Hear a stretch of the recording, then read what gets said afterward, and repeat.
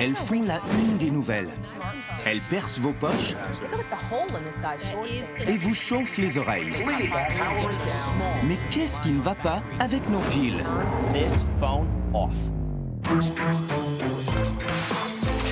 Au cours des dernières décennies, les piles ont créé une véritable révolution dans le monde de l'électronique et elles ont changé nos vies.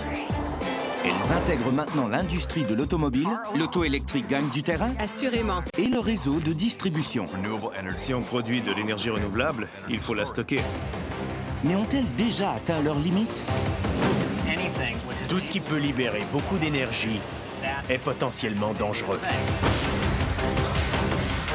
Peut-on les améliorer? Je ne vois aucune étincelle. Avec d'autres gens, on cherche à introduire une nouvelle génération de piles. La course à l'invention de la nouvelle technologie de batterie est engagée. Tout joue contre nous, mais l'enjeu est tellement grand. Arriverons-nous à surmonter les difficultés dans notre recherche de la super pile?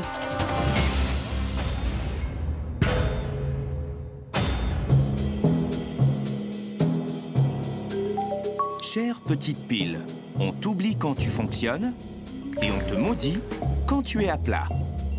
Tu es parfois la grande absente, l'élément manquant, la pièce non incluse. Quand tu meurs, une partie de nous meurt aussi. Admets-le, tu nous laisses souvent tomber. Mais réjouis-toi, la situation pourrait s'améliorer. Les scientifiques du monde entier tentent par tous les moyens de te rendre meilleure, plus puissante, plus propre et moins coûteuse. Bref, de faire de toi une super pile. Ce sera difficile, mais les enjeux sont énormes. Augmentation des températures, recrudescence de tempêtes violentes, hausse du niveau de la mer. Qu'est-ce qui cause tous ces changements climatiques? Le consensus est presque unanime dans la communauté scientifique, les combustibles fossiles. Le pétrole, le gaz et le charbon qui alimentent notre civilisation depuis des générations. Le défi consiste à faire la transition vers de nouvelles formes d'énergie qui sont renouvelables, comme l'énergie solaire et l'énergie éolienne, et à remplacer nos voitures polluantes par des véhicules électriques verts. Mais il nous manque un élément essentiel, le bon système de stockage. Une super pile. La science peut-elle transformer cette Clark Kent de l'énergie en super stockage de l'avenir? Je suis David Pogue. Si cette pile de l'avenir existe, je vais la trouver. Au fait, qu'est-ce qu'une pile? Une pile est toujours composée d'une électrode positive, d'une électrode négative et d'un électrolyte entre les deux. Quand on relie les deux bornes par une connexion externe, la pile se met à fonctionner. D'abord, la borne négative réagit à l'électrolyte, ce qui libère les électrons. Alors qu'ils se déplacent dans le circuit, ils font des choses utiles comme produire de la lumière. Quand ils atteignent la borne positive, les électrons sont réabsorbés. Les réactions chimiques provoquées par le transfert d'électrons sont courantes. C'est ce qui se produit quand il y a du feu, ou quand la rouille se forme, ou même quand on respire. Fabriquer une pile n'est donc pas si compliqué. Il suffit d'avoir les bons matériaux. Le genre de choses qu'on peut trouver sur une plage. Les ingrédients d'une pile.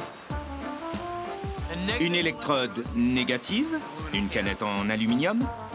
Une électrode positive, comme par exemple du charbon, retrouvé dans mon pantalon. Et pour finir, un électrolyte. J'ai de l'eau de mer entièrement naturelle. Elle produit très peu de courant, mais ma canette pile fonctionne. Et je le prouve avec cet appareil pour mesurer le voltage. En fait, fabriquer une mauvaise pile, c'est pas compliqué. Mais en fabriquer une très bonne, ah là par exemple, j'ai consulté des spécialistes. Je ne sais pas si j'appellerais ça une super pile, mais la prochaine génération de piles devra offrir une plus grande densité énergétique. C'est la quantité d'énergie stockée dans un volume donné. Pour le consommateur, ça veut dire qu'il pourra se servir de l'appareil plus longtemps. Selon les scénarios optimistes, on devrait pouvoir doubler ou tripler la densité énergétique au cours des 10 prochaines années. Le coût est un autre facteur d'une importance capitale. Elle doit être sans danger.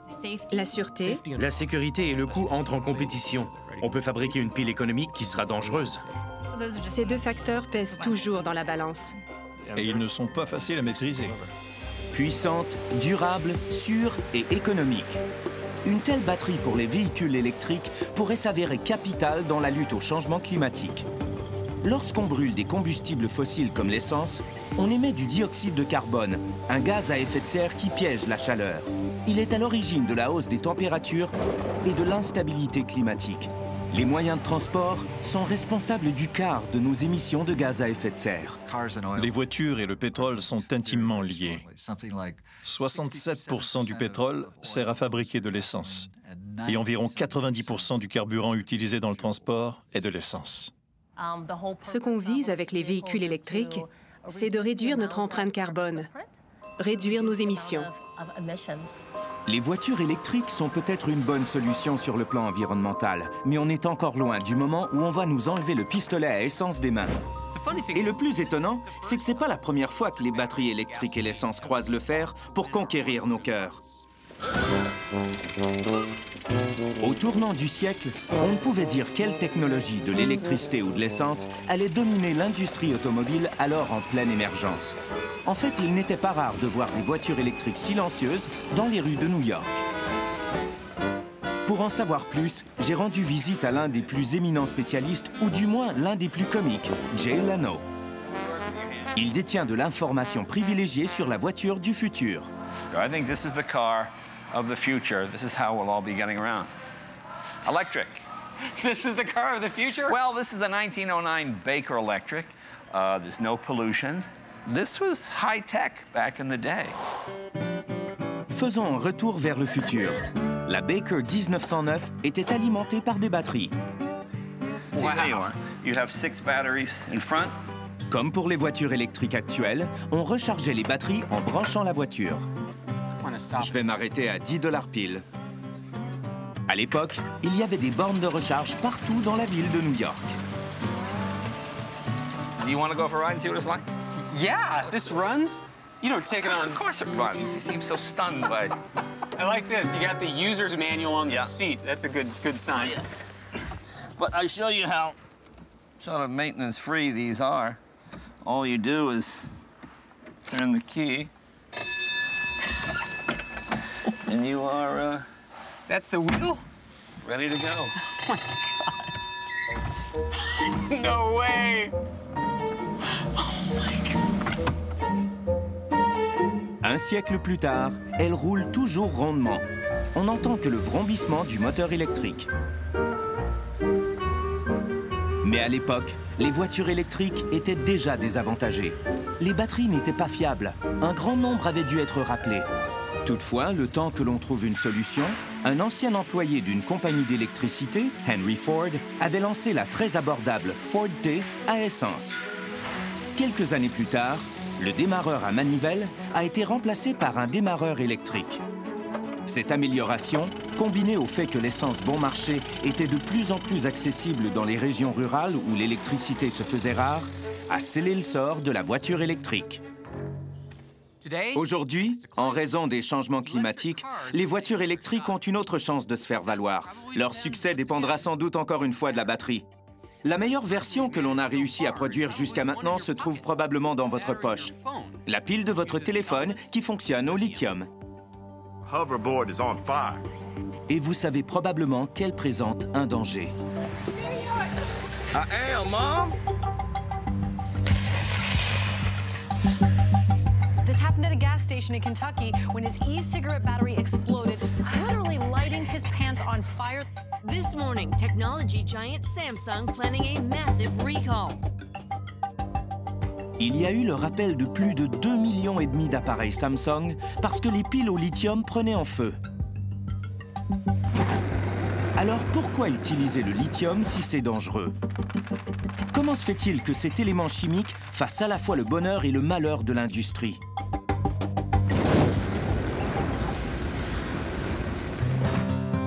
Pour en savoir plus sur le lithium, j'ai décidé de rendre visite à un ami qui a toutes les réponses élémentaires.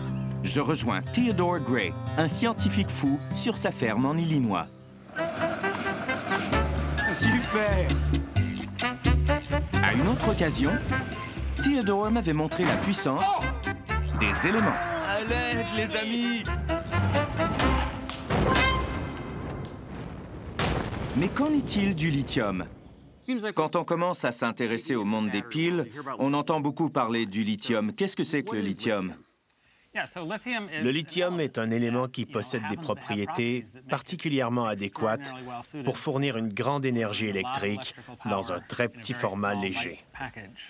Étant donné qu'on porte ces uniformes de combattants, j'imagine que c'est dangereux?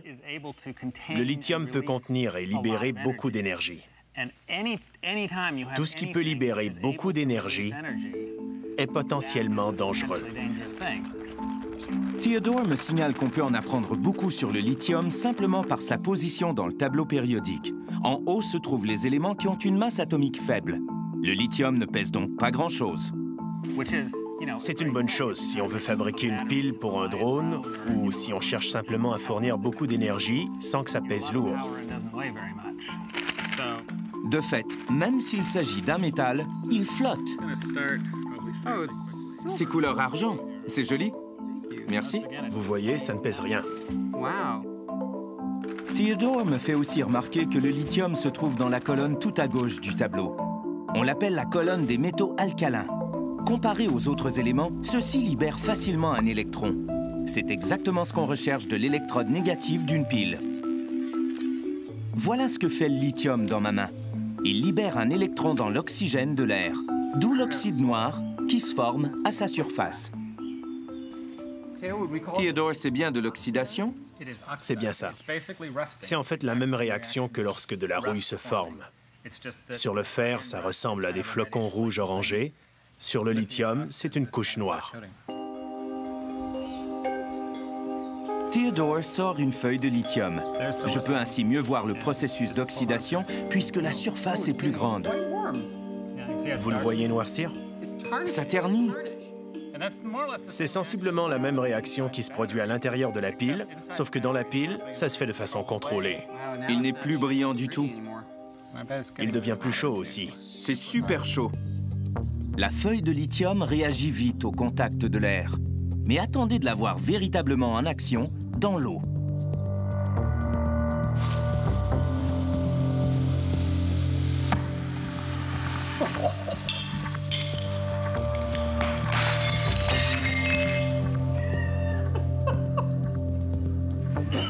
C'était très réussi. Puisqu'il est léger et qu'il libère facilement des électrons, le lithium est presque le métal parfait pour agir comme électrode négative dans une pile. Cool! Mais il semble y avoir un gros problème si on veut que la pile au lithium soit rechargeable. Vous vous souvenez des 3 composantes d'une pile? Bon, j'ai peut-être oublié quelques détails. Dans une pile au lithium métal ou d'autres types, il y a un genre de séparateur en plastique pour éviter que les électrodes se touchent. Parce que si ça se produit, on y reviendra plus tard. Ce séparateur n'est pas un corps plein, et je vous explique pourquoi. Quand une pile au lithium métal se décharge, il y a évidemment un flux d'électrons chargés négativement qui circulent dans les fils à l'extérieur. Mais à l'intérieur de la pile, il y a aussi un flux d'atomes de lithium métal chargés positivement, ou d'ions, dans l'électrolyte. Ceux-ci traversent le séparateur perméable pour atteindre l'électrode positive, qui, à la manière d'un immeuble d'appartement, loge les ions dans ses couches. Quand on recharge la pile, on renvoie les électrons et les ions à leur point d'origine. Et c'est là que le lithium pose problème quand il est utilisé comme électrode. Les scientifiques ont découvert qu'au fil du temps, les ions de lithium qui retournent vers l'électrode négative ont tendance à s'accumuler à la surface, ce qui occasionne la formation de structures arborescentes qu'on appelle des dendrites. Les structures deviennent de plus en plus dures et ressortent de la surface comme un long doigt qui s'étire encore et encore. Ces dendrites peuvent finir par atteindre l'autre borne de la pile, c'est-à-dire la cathode ou l'électrode chargée positivement, et ça provoque un court-circuit, une décharge instantanée.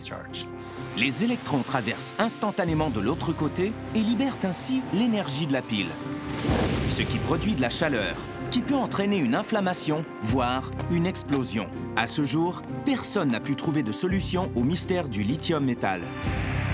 Les scientifiques ont donc inventé une option de rechange qui s'est immiscée dans nos vies à partir du début des années 90 dans des produits comme les caméscopes de Sony.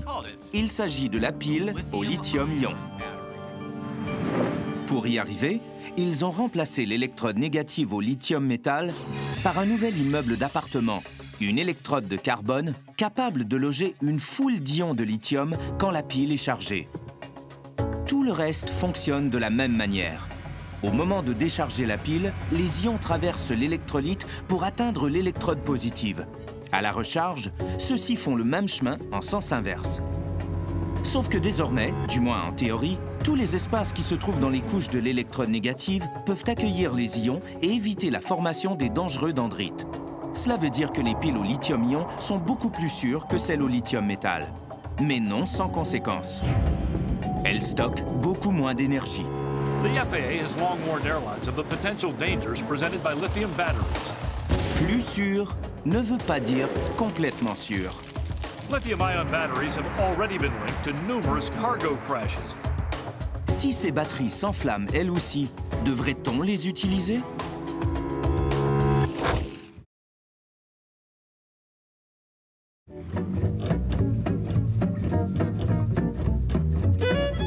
Pour en savoir plus sur les fameuses piles au lithium-ion, je me suis rendu à Ann Arbor, au laboratoire de batterie de l'Université du Michigan, qui fait partie de son Institut de l'énergie.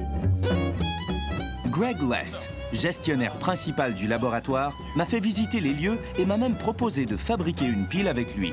J'ai découvert qu'il existe plusieurs formats de piles au lithium-ion. Ça, on connaît ça. C'est comme une pile de montre. Exact. Celle-ci est un peu plus grosse qu'une AA habituelle.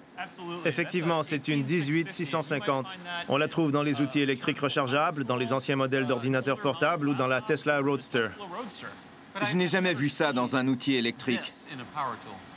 Non, parce qu'elle se trouve en paquets de 6 ou 7 reliés en série dans le bloc que vous insérez au bout de l'outil. Ah, je vois. Et ça, c'est pour un téléphone?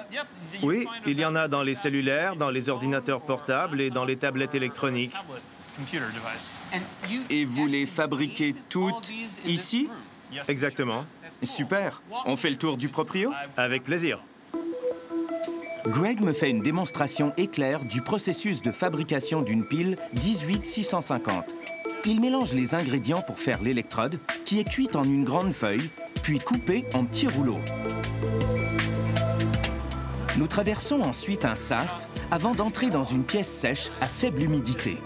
La moindre trace d'humidité dans une pile à lithium-ion altère l'électrolyte.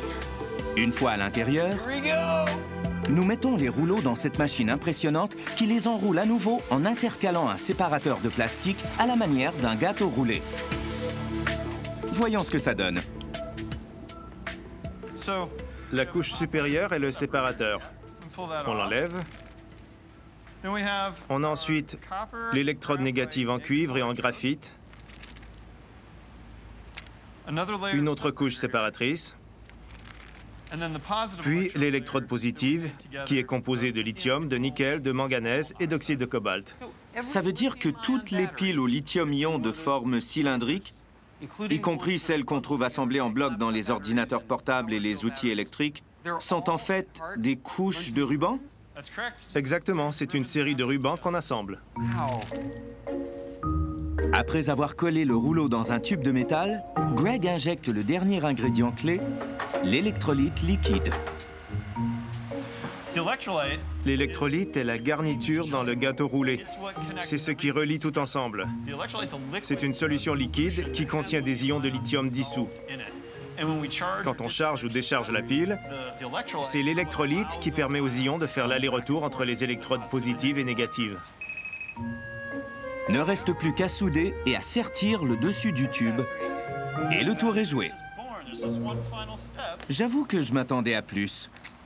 Parce que ce sont les piles comme la 18650 ou l'un des autres types de piles au lithium-ion, comme les piles plates en sachet, qui détermineront si les voitures électriques sont une option viable pour remplacer les voitures à essence. Pour l'instant, les voitures électriques rechargeables n'ont pas la cote aux États-Unis. En 2015, elles représentaient moins de 1% des achats de nouvelles voitures. Quelques raisons expliquent le scepticisme entourant les voitures électriques. La principale est probablement le coût. Mais le coût des batteries diminue grandement et il va continuer de baisser au cours des 5 prochaines années.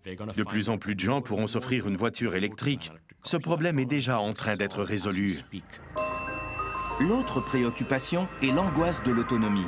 Quelle distance peut-on parcourir avec une seule charge? Les sondages montrent que les Américains veulent pouvoir franchir des centaines de kilomètres, même s'ils ne font en moyenne qu'environ 65 km par jour. Mais cette attente est justifiée. Dans une grande partie du pays, les bornes de recharge en bordure de route sont rares et éloignées les unes des autres.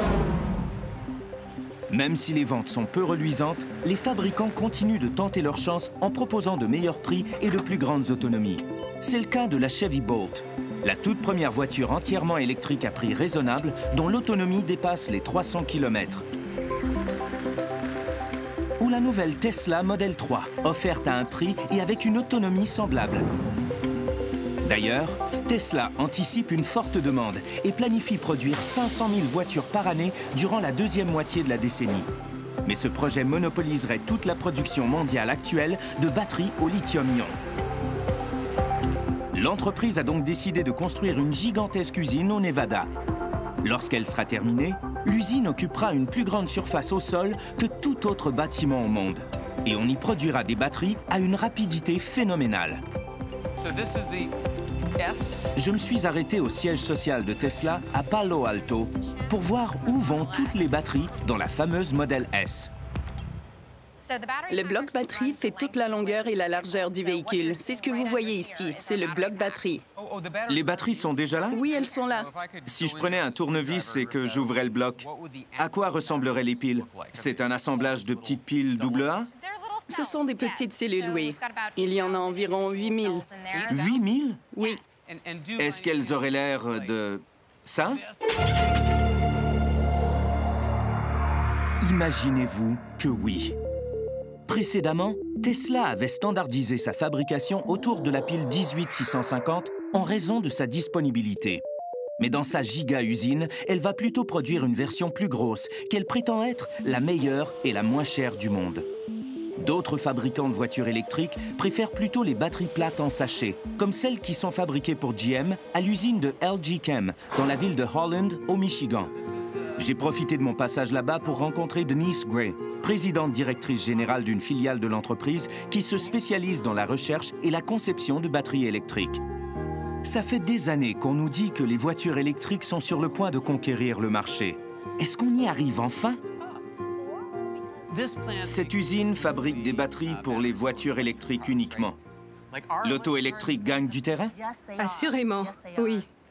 On en est encore aux phases initiales, mais ça progresse bien et on augmente la cadence pour produire un plus grand nombre de groupes motopropulseurs électriques sur la route. Il reste à voir combien de gens achèteront des voitures électriques et dans quel horizon. Mais le fait qu'il y ait de plus en plus de véhicules électriques sur les routes oblige les ingénieurs à redoubler d'efforts pour améliorer les batteries au lithium-ion, pour les rendre moins chères à produire, plus durables et surtout plus sûres. Je me suis rendu au Nouveau-Mexique pour visiter les laboratoires nationaux Sandia. Les scientifiques Leanna Steele et Josh Lamb me montrent le laboratoire où l'on fait subir des mauvais traitements aux batteries. Ici, on fait subir aux piles tout ce que les étiquettes d'avertissement vous disent de ne pas faire pour comprendre comment elles brisent. Nous traversons une porte blindée de 2 tonnes pour entrer dans les salles de torture où l'on perce, surcharge, brûle, court-circuite et immerge les piles. Les murs, les plafonds et les planchers de ce bâtiment sont tous faits de béton armé d'une trentaine de centimètres. Aujourd'hui, ils font un test de compression. Ils vont écraser lentement le centre d'une batterie avec une force de plus de 6800 kg. le genre de situation qui pourrait se produire lors d'un accident de voiture électrique.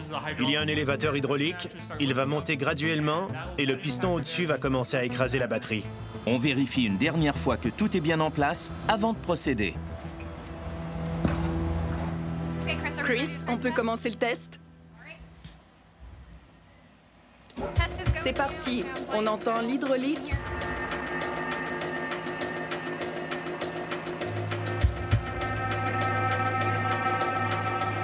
On peut voir que le piston écrase les éléments internes de la batterie de façon importante, mais il n'y a toujours aucune réaction. Ça ne saurait tarder. On commence à entendre un sifflement. C'est l'air qui sort de la batterie quand elle commence à briser.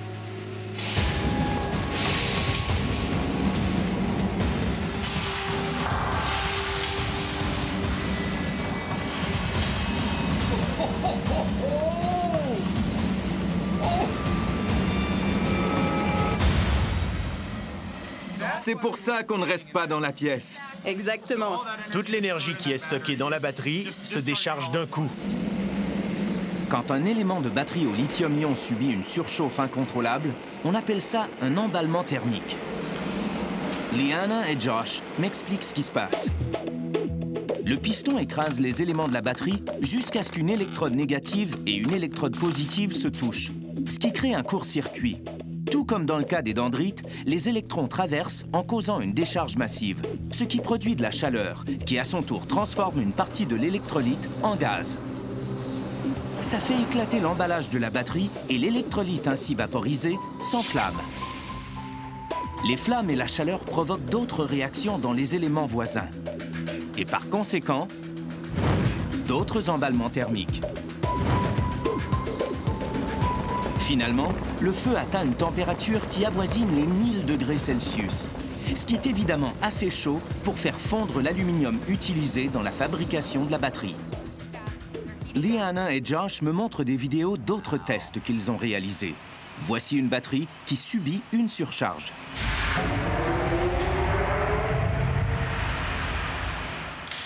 Et voici un clou qui s'enfonce dans le centre d'un groupe de piles 18650. Les éléments du centre cèdent et entraînent graduellement la dégradation des autres piles.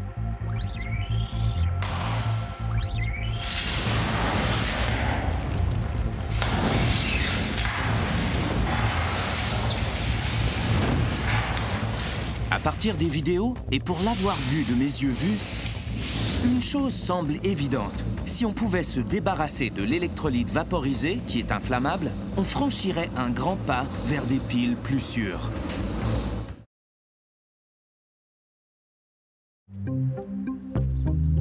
Voici Mike Zimmerman, professeur et scientifique des matériaux à l'université Tufts. Il y a environ 5 ans, il s'est intéressé aux piles au lithium-ion en se disant qu'il devait exister un électrolyte plus sûr. Mike est un spécialiste des plastiques. Je l'ai rencontré pour voir son invention. C'est votre pile? C'est ça. Elle ressemble à n'importe quelle autre pile au lithium qu'on retrouve là-dedans. C'est pareil. C'est le même format. Le même voltage? Même voltage. Vous l'estimez différente des autres? Elle est beaucoup plus sûre que les piles traditionnelles. On peut l'endommager, la percer, la couper, elle ne s'enflammera pas. Vous avez dit qu'on peut la couper? Oui. Je peux la couper? Allez-y. Certain? Oui. Elle ne va pas m'exploser en plein visage? Pas de danger. Avant que je passe à l'acte, regardons ces vidéos de YouTube de gens qui transpercent des piles au lithium-ion. Elles démontrent qu'il ne faut pas grand-chose pour causer un court-circuit qui a des conséquences désastreuses.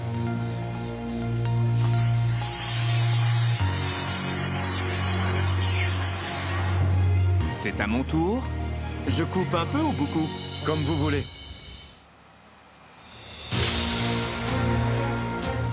J'ai survécu!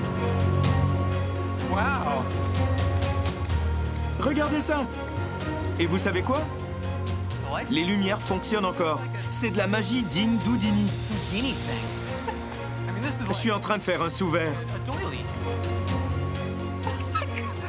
Elle fonctionne encore. Voyons. Je fais du bricolage. Alors, c'est quoi le truc? Mike a remplacé l'électrolyte liquide et le séparateur qu'on trouve habituellement dans une pile au lithium-ion par son plastique spécial, ce qui donne une pile entièrement pleine. Contrairement à l'électrolyte liquide qui prend facilement en feu, le plastique de Mike est ignifuge. Et étonnamment, bien qu'il s'agisse d'un matériau massif, les ions de lithium le traversent à un rythme équivalent, sinon meilleur que dans le cas de l'électrolyte liquide. Et ce n'est pas tout. Le plastique empêche physiquement la formation des dendrites qui court-circuitent la pile. Ça veut dire que Mike peut revenir à une électrode négative au lithium-métal et ainsi probablement doubler la densité énergétique de sa pile. Je vous fais une autre démonstration, cette fois-ci avec une tablette. On a retiré la pile originale et on l'a remplacée par une pile de Mike, plus grosse que celle que j'ai découpée en morceaux. Je vais la transpercer avec un tournevis, comme ce que je vous ai montré dans les vidéos de YouTube. J'y vais.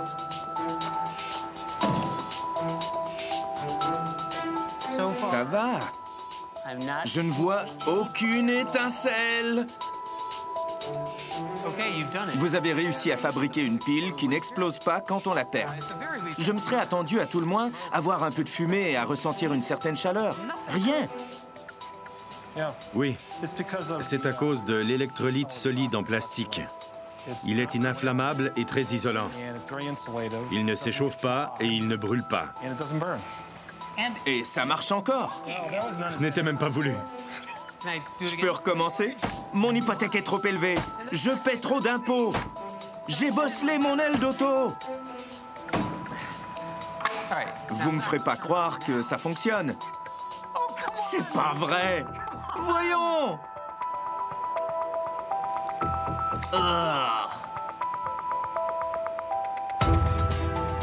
Ça a l'air de ça, une pile endommagée. Et toujours pas de fumée, ni de flamme, ni d'étincelles. N'essayez surtout pas ça avec la pile de votre tablette. Jusqu'à présent, Mike n'a pas vraiment révélé les découvertes de son entreprise. En fait, ceci est la première entrevue télévisée qu'il donne à ce sujet. Il reste toutefois encore des étapes à franchir avant que ces batteries se retrouvent dans votre nouveau téléphone intelligent. Si j'étais l'un de vos détracteurs, sur quoi je pourrais vous attaquer? Il y a quelque chose. C'est trop beau pour être vrai. Effectivement, le développement n'est pas terminé. Il nous reste beaucoup d'essais de fiabilité à faire. La mise à l'échelle va aussi demander beaucoup de travail. Avec d'autres gens, on cherche à introduire une nouvelle génération de piles. Il est difficile de savoir si la pile au lithium à l'électrolyte solide de Mike sera mise en marché bientôt. Mais si c'est le cas, et que ça double la densité énergétique des batteries dans les voitures électriques, ce serait révolutionnaire. Mais envisager l'électrification des transports comme stratégie pour lutter contre les changements climatiques vient avec un gros avertissement. Pour que cela ait un véritable impact, la source de l'électricité doit aussi être verte. Cela veut dire assainir le réseau qui alimente ces piles. Si vous êtes comme moi, vous n'y pensez même pas. Vous actionnez l'interrupteur ou vous allumez une lampe branchée dans le mur sans vous demander d'où vient l'électricité. Quand a-t-elle été créée? Comment arrive-t-elle dans votre maison exactement au bon moment? Comment fonctionne le réseau de distribution? Le réseau est considéré comme la machine la plus complexe que l'être humain a construite, la plus vaste, la plus étendue et qui comprend le plus de composantes. Il est aussi d'une magnifique simplicité. Il s'articule autour du principe suivant. L'énergie entrante doit équivaloir à l'énergie sortante en tout temps. Il faut produire de l'électricité là-bas, à la centrale, exactement au même rythme auquel les consommateurs l'utilisent ici. L'électricité est essentiellement instantanée. Il y a un décalage d'une fraction de milliseconde, parce qu'elle voyage à la fraction de la vitesse de la lumière sur les fils. Elle doit être produite instantanément. Dès que vous en voulez, je dois la produire. Pour faire coïncider l'offre et la demande, il faut constamment ajuster à la hausse ou à la baisse la quantité d'électricité produite. Par exemple, en faisant fonctionner ou en arrêtant les centrales au gaz, ou en faisant couler plus d'eau dans les barrages, ou même en réactivant une ancienne centrale au diesel, simplement pour répondre à une demande de pointe d'1 heure. Il s'agit d'un délicat pas de danse sans fin. Alors que nous tentons de nous détourner des centrales qui fonctionnent au combustible fossile, le délicat pas de danse qui permet de faire concorder production et demande a trouvé de nouveaux partenaires. Les énergies renouvelables comme l'éolien et le solaire. Il peut s'agir d'un immense parc éolien qui génère des centaines de mégawatts d'énergie, comme d'une série de panneaux solaires sur le toit d'une maison. La danse est simplement devenue plus complexe. On part d'un système complexe qu'on complique encore davantage. On doit pouvoir répondre à la demande même quand le soleil ne brille pas, quand les nuages se pointent et que la production baisse, quand le vent arrête de souffler. Pour que ces nouvelles sources d'électricité renouvelables, mais intermittentes, puissent jouer un rôle important dans le réseau, il faut ajouter un élément à l'équation, le stockage d'énergie. Les énergies renouvelables ne pourront pas pénétrer davantage le marché si on ne trouve pas une solution de stockage convenable. C'est certain. Aux États-Unis, on stocke déjà une petite partie de l'énergie sur le réseau. Ça correspond à environ 2% de la capacité de production. Les réserves ressemblent pour la plupart à ce réservoir dans le comté de Bath, en Virginie. On le considère comme la plus grande pile du monde. Mais ça ne ressemble pas aux batteries qu'on connaît. C'est ce qu'on appelle une centrale de pompage. Elle fonctionne comme un barrage hydroélectrique rechargeable. Durant le jour, quand la demande en électricité est grande, l'entreprise laisse couler l'eau d'un réservoir supérieur vers un réservoir inférieur, ce qui fait tourner les turbines et produit de l'électricité. Mais durant la nuit, quand la demande est faible, elle utilise l'excédent d'énergie produit par d'autres centrales pour repomper l'eau vers le réservoir supérieur et le recharger. Aujourd'hui, environ 99% de l'ensemble du stockage sur le réseau aux États-Unis provient de l'accumulation par pompage. Ce serait un moyen relativement peu coûteux d'emmagasiner les surplus d'électricité venant des énergies renouvelables pour une utilisation ultérieure, si ce n'était d'un bémol. Il faut une topographie appropriée, qui comprend des dénivelés. On est donc toujours à la recherche de solutions pour stocker l'énergie sur le réseau.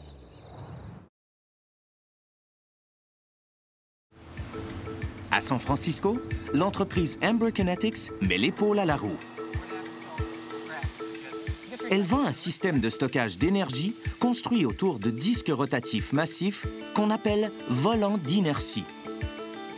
Le principe est simple.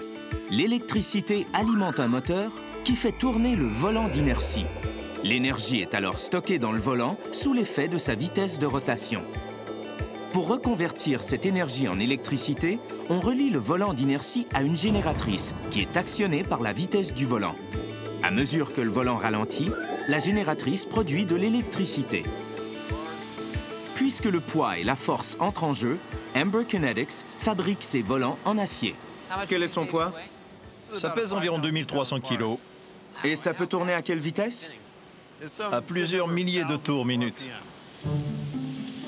Une fois terminé, le volant d'inertie est placé dans une enceinte en acier complètement étanche. Cet environnement d'un vide presque total réduit les frictions avec l'air. On réduit aussi les frictions à l'aide d'un aimant installé au-dessus du volant qui l'attire vers le haut. Ainsi déchargé d'une bonne partie de son poids, le volant repose légèrement sur ses roulements d'appui. La friction dans le roulement est déterminée en partie par la force qu'il doit supporter. On s'assure donc de la rendre très légère. Les volants d'inertie ont déjà été utilisés sur le réseau auparavant, mais principalement pour stocker de l'énergie pendant quelques secondes ou quelques minutes. Les volants de Amber Kinetics peuvent emmagasiner de l'énergie pendant 4 heures. Par exemple, ils peuvent capter l'énergie produite par des panneaux solaires le jour afin de l'utiliser la nuit. C'est ce qu'on appelle le déplacement de la consommation. Seth me montre à quoi ressemble un volant d'inertie presque terminé. Un de vos volants d'inertie se trouve là-dedans. Est-ce qu'il tourne déjà? Non, il est arrêté. S'il tournait, est-ce que je l'entendrais? Vous ne pourriez pas l'entendre parce que la pièce est à tel point équilibrée que la vibration résiduelle est minime. Pour stocker de l'énergie sur le réseau, les volants d'inertie, qui sont en quelque sorte des batteries électromécaniques, présentent un avantage par rapport aux batteries chimiques. Ils durent des décennies. Ce n'est pas le cas des piles au lithium-ion, mais celles-ci sont tout de même nombreuses à être mises à contribution sur le réseau. Dans la ville de Tehachapi, en Californie, non loin du désert de Mojave, se trouve l'un des parcs éoliens les plus anciens et les plus vastes des États-Unis. Ici, le vent souffle plus fort la nuit, alors que la demande d'électricité est à son plus faible. En 2014, on a installé un système de stockage d'énergie d'une valeur de 50 millions de dollars américains à base de batteries au lithium-ion. Nous voulons utiliser ce système pour régulariser et stabiliser la production des énergies renouvelables pour qu'elle soit prévisible. Par exemple, quand le vent souffle la nuit, on veut capter cette énergie pour pouvoir l'utiliser le jour lorsque la demande est élevée. Les batteries au lithium-ion se sont taillées une place dans le stockage sur le réseau, mais elles coûtent encore cher. Ce coût s'explique en partie par le fait qu'elles sont légères, un aspect important pour le marché des voitures électriques et des appareils électroniques, mais peut-être pas pour le stockage sur le réseau. Dans la région de Pittsburgh, le spécialiste des batteries Jay Whitaker a adopté une approche différente. Il a sacrifié la portabilité du lithium-ion pour créer une pile moins chère et plus sûre. On la surnomme la batterie à l'eau salée.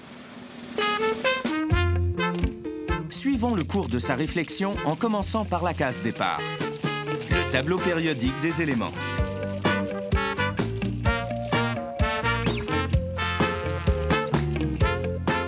Rapala.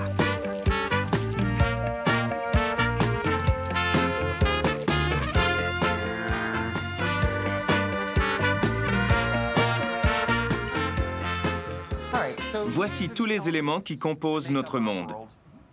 Lesquels peut-on utiliser pour fabriquer une pile? En fait, presque tous. S'ils présentent un potentiel de réaction, on peut en fabriquer des électrodes et ils emmagasineront l'énergie. Ce n'est pas difficile.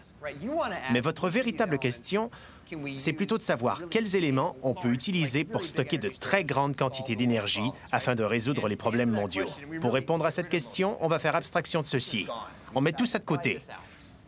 Et on va se questionner sur ce qu'on appelle le Clark. Le Clark? Le Clark. Le Clark est une estimation de la teneur moyenne d'un élément dans la croûte terrestre. Plus le pourcentage est élevé, plus la disponibilité est grande. Ce qui veut dire que l'élément est moins cher et probablement meilleur pour l'environnement puisqu'il est plus courant. Donc, si on arrive à choisir parmi les éléments dont l'abondance est élevée, on a de bonnes chances d'arriver à produire une batterie moins chère et plus écologique. J'ai toujours été en faveur de l'abondance. Donc, le silicone. Vous ne serez pas surpris. Le carbone, l'hydrogène, le zinc, ils ne sont pas en ordre, mais vous allez tous les reconnaître. Ce sont des matériaux de la vie courante.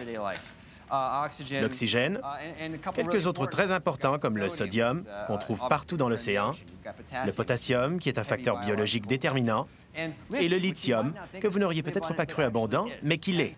Ce sont les éléments que j'ai commencé à étudier en 2007 pour déterminer lesquels je pourrais combiner pour créer quelque chose de fonctionnel.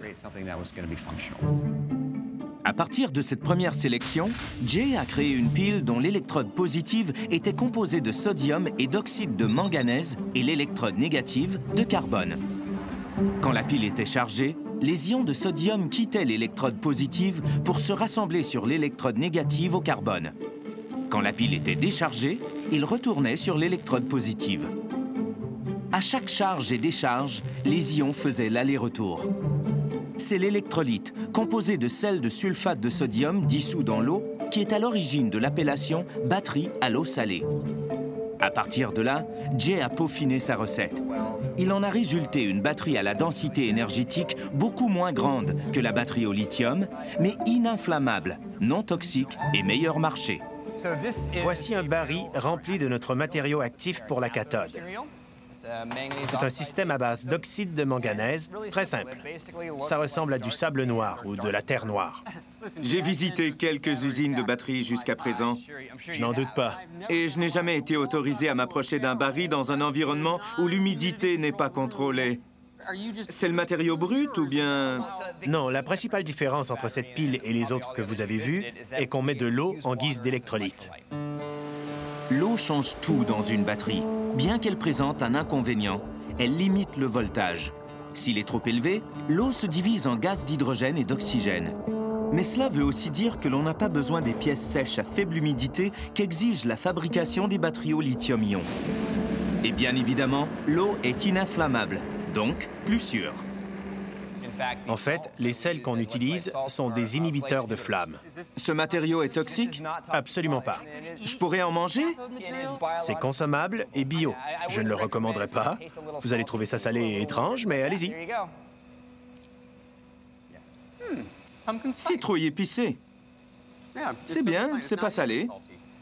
Non, comme du sable. Oui. C'est seulement du sable. Je dirais que c'est meilleur que du sable. J'avale souvent du sable. Aujourd'hui, Aquion Energy produit des batteries à la chaîne dans une ancienne usine en banlieue de Pittsburgh. L'importance qu'accorde Jay à l'utilisation d'ingrédients sécuritaires permet une grande économie de coûts à la fabrication. Le matériau d'électrode auquel j'ai goûté est comprimé en espèces de gaufres qui sont ensuite assemblés par des machines bras transfert utilisées pour le conditionnement dans l'industrie de l'alimentation. Tout cela sans qu'on ait besoin de contrôler l'humidité et la poussière, comme c'est le cas dans les usines à batteries au lithium-ion. Déjà, les batteries à l'eau salée alimentent des centaines d'installations solaires partout sur la planète, que ce soit dans les projets de services publics ou des habitations privées. Mais Jay doit maintenant entreprendre une tâche colossale, permettre le stockage d'énergie sur le réseau. C'est un projet d'une grande envergure. Pour que ça vaille la peine, on doit pouvoir stocker d'énormes quantités d'énergie à l'échelle mondiale. Ceci n'est qu'une goutte d'eau dans l'océan. On commence à peine. Tout le monde s'entend là-dessus. Si nous voulons que le stockage des énergies renouvelables puisse être intégré au réseau, c'est à la quantité qu'il faut s'attaquer. En 2010, Bill Gates avait relevé que toutes les batteries sur la planète ne pouvaient même pas stocker 10 minutes de la production mondiale d'électricité. Pour pallier la situation, il nous faudra des systèmes qui pourront facilement être mis à l'échelle. Levi Thompson de l'Université du Michigan me présente un type de pile rechargeable unique en son genre, la pile d'oxydoréduction ou redox. Il m'explique qu'une pile habituelle est un système fermé. Tout est scellé. Tout ce dont on a besoin est là. C'est comme un gâteau. On met tous les ingrédients et on obtient un certain résultat. Toutes les piles fonctionnent plus ou moins comme ça. Toutes les piles, sauf la pile redox, affirme le professeur Thompson. Au lieu de fonctionner dans un système fermé, la pile redox comporte des réservoirs externes remplis de 2 produits chimiques qui sont pompés à travers une chambre. Une fine membrane empêche les produits de se mélanger, mais leur proximité provoque une réaction qui produit de l'électricité. La capacité d'une pile redox dépend de la taille des réservoirs externes. Avec de plus gros réservoirs, on obtient une plus grosse batterie, donc plus d'énergie. Pour les applications à grande échelle, les systèmes d'oxydoréduction sont plus efficaces et beaucoup plus rentables que les systèmes scellés. C'est une solution beaucoup plus viable au problème. Les piles redox vont assurément jouer un rôle dans le réseau. Elles ont été conçues et pensées pour être utilisées sur le réseau. Certaines batteries redox sont déjà opérationnelles, comme celle qui se trouve à la base militaire Fort Devens au Massachusetts. La batterie contribue à l'intégration de l'énergie solaire. Elle réduit la demande de pointe et elle améliore la qualité de l'onde électrique. Et la recherche se poursuit, comme en témoignent ces 2 membres de l'équipe du professeur Thompson. Il est encore trop tôt pour le confirmer, mais les piles redox pourraient devenir la solution pour le stockage sur le réseau. Ça fonctionne et les gens l'utilisent, mais ça ne ressemble pas à l'idée qu'on se fait d'un système qui survivra 40 ans. Absolument. Les piles redox sont probablement les nouveautés les plus emballantes en ce moment. Mais je m'attends à ce que la prochaine décennie amène toute une série d'autres avancées prometteuses dans le domaine. En fin de compte, on ne sait toujours pas si la super batterie pour le réseau proviendra d'une seule technologie ou s'il s'agira d'une combinaison d'accumulation par pompage, de piles chimiques, de volants d'inertie, de piles redox et d'autres. Mais si nous voulons véritablement intégrer les énergies renouvelables au réseau et remplacer nos véhicules polluants par des véhicules verts, et que l'effet se fasse sentir à l'échelle mondiale pour contrer les changements climatiques, une chose est certaine. Le stockage d'énergie, en grande quantité, fera partie de notre avenir, tout comme la poursuite de la recherche effrénée de la superpile.